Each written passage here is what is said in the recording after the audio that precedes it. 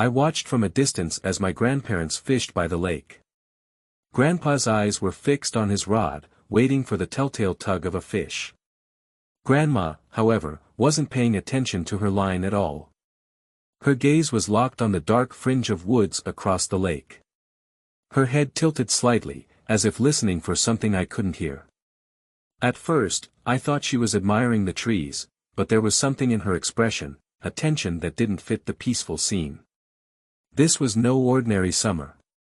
Something about the air felt heavy, like it carried secrets too big to whisper. My grandparents' home was my annual escape, a place of warm smiles and comforting rituals. But this year, there was a shadow over everything.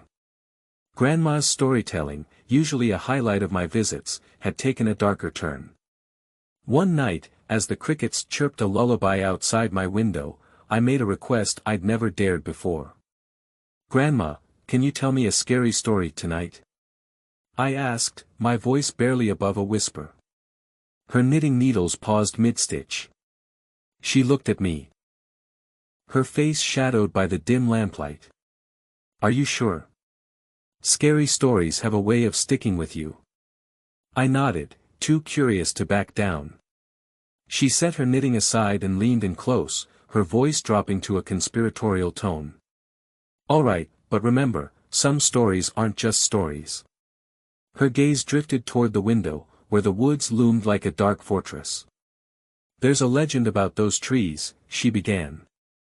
"Something ancient lives there, something that doesn't belong to this world." My heart raced as she described it, a creature that moved like a shadow, its body twisted and unnatural, its eyes scattered like shards of broken glass. "It hunts in silence," she said, her voice barely audible, "and it doesn't stop until it finds what it's looking for." I clutched the quilt tighter, every creak of the house amplifying in my ears. "How do you stop it?" I asked, my voice trembling. She smiled faintly, but it didn't reach her eyes. "You don't. You can only hope it doesn't choose you." That night, sleep didn't come easily. My dreams were a kaleidoscope of dark limbs and glowing eyes, and I woke up with the feeling of being watched. The woods outside seemed to pulse with life, as if something hidden was waiting just beyond the tree line. The unease lingered long after the summer ended. Years passed, and Grandma's story became a distant memory, until one night, years later. Sitting by the lake with Grandpa, I brought it up, expecting him to laugh it off. Instead, his expression darkened. "She told you about the woods, didn't she?" I nodded, a chill running down my spine. "She always said it was just a story," he murmured, his voice heavy with something unspoken. "But there were nights when she wouldn't sleep. She'd just sit by the window, watching those trees." I looked toward the woods, my heart pounding. For a fleeting moment, I thought I saw something move. A shadow slipping between the trees, too quick and too silent to be human. "Maybe it's best you don't think too much about it," Grandpa said, his voice low. But his eyes stayed fixed on the horizon, as if daring the darkness to come closer. A week later, I was packing my bags to leave when Grandma pulled me aside. Her hands were cold as she gripped mine, her eyes sharper than I'd ever seen.